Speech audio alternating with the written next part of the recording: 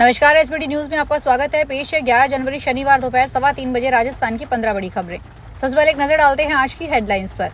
केंद्रीय कर्मचारी को मिलेगी 42 दिन की छुट्टियां। केंद्र ने राज्यों को 1,73 करोड़ रुपए का हंसकर हस्तांतरण किया। दिल्ली शराब नीति में 2026 करोड़ का नुकसान, सीएजी रिपोर्ट में खुलासा। लाइसेंस देने में खामी, आप लीडर्स को घूस देने की भी बात। राजस्थान पुलिस से जारी की ठगों की बेचने की एडवाइजरी। महाकुंभ के लिए एनएचआईए ने टोल टैक्स फ्री किया। और अब खबरें विस्तार से सुनिए। केंद्रीय कर्मचारियों के लिए एक अहम घोषणा की गई है। सरकार ने कहा कि अगर आप अंगदान करना चाहते हैं तो आपको 42 दिन की विशेष छुट्टी मिलेगी। यह कदम एक तरफ मानवीय संवेदना को प्रमोट करने वाला है तो साथ ही सरकारी कर्मचारियों के लिए एक मौका लेकर आया है। National organ and tissue transplant organisation के अनुसार कार्मिक एवं प्रशिक्षण विभाग ने अंगदान करने वाले कर्मचारियों को विशेष आकस्मिक छुट्टी देने का आदेश जारी किया है।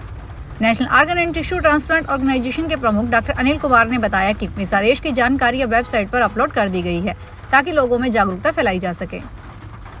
केंद्र सरकार ने शुक्रवार को राज्यों में 1,73,73,000 रुपए का कर हस्तांतरण किया है, जो दिसंबर 2024 से 79,086 करोड़ रुपए की तुलना में दोगुने से अधिक है। वित्त मंत्रालय ने अपने बयान में कहा है कि इस महीने अधिक राशि हस्तांतरित की जा रही है ताकि राज्य अपनी पूंजीगत व्यय को तेज कर सके और विकास एवं कल्याण से संबंधित खर्चों को वित्त पोषित कर सके। वर्तमान वित्तीय वर्ष के लिए बजट अनुमानों में राज्यों के हिस्सों को 12 लाख करोड़ रुपए रखा गया है, जो वित्त वर्ष में 24 के संशोधित अनुमानों के अनुसार हस्तांतरित राशि का 10.4% अधिक है। दिल्ली में नई शराब नीति के चलते सरकार को 2026 करोड़ रुपए का रेवेन्यू लॉस हुआ है। यह जानकारी सीएजी की रिपोर्ट में सामने आई है। सीएजी की रिपोर्ट लीक हुई है। मीडिया रिपोर्ट की कॉपी के हवाले से बताया गया है कि शराब नीति में काफी गड़बड़ियां थी, जिसमें लाइसेंस देने में खामी भी शामिल है। रिपोर्ट के मुताबिक जिस मकसद से यह पॉलिसी बनाई गई थी वह लक्ष्य पूरा नहीं हो पाया। इसके साथ ही आप लीडर्स को कथित तौर पर घूस के जरिए फायदा पहुंचाया गया। सीएजी रिपोर्ट को दिल्ली विधानसभा में रखा जाएगा। रिपोर्ट में बताया गया है कि डिप्टी चीफ मिनिस्टर जिस ग्रुप ऑफ मिनिस्टर्स की अगुवाई कर रहे थे, उनके एक्सपर्ट पैनल के सुझावों को खारिज कर दिया गया है। कैबिनेट ने नीति को मंजूरी दे दी थी और कई अहम फैसलों पर तब के उप राज्यपाल की मंजूरी नहीं ली गई थी।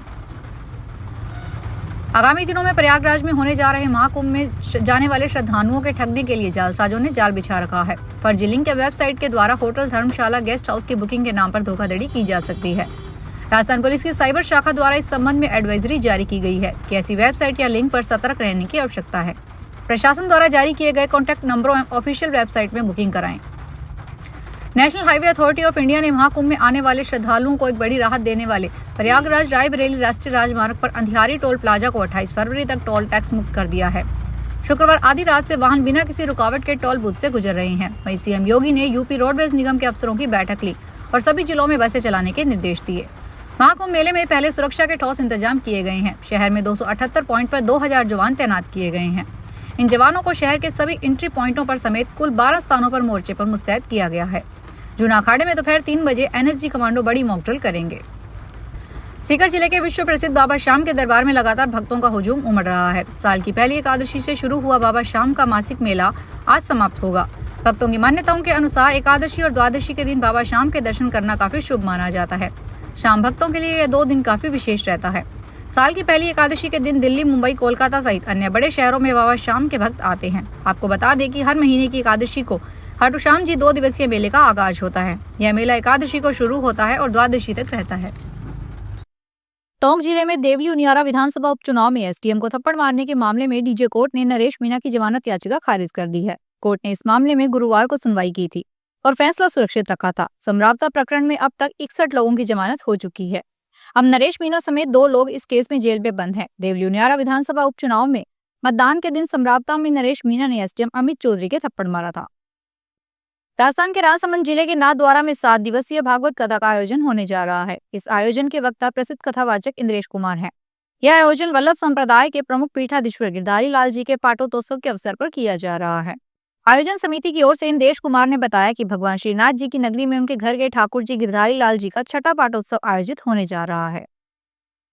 बीकानेर में कैमल फेस्टिवल के पहले ही दिन वर्ल्ड रिकॉर्ड बन गया। लोक कलाकार पवन व्यास ने 20 मिनट 25 सेकंड में 2025 फीट लंबा साफा बांधकर रिकॉर्ड बनाया। 3 दिवसीय इंटरनेशनल फेस्टिवल की शुरुआत पर हुए हेरिटेज वॉक में पर्यटक भी शामिल है।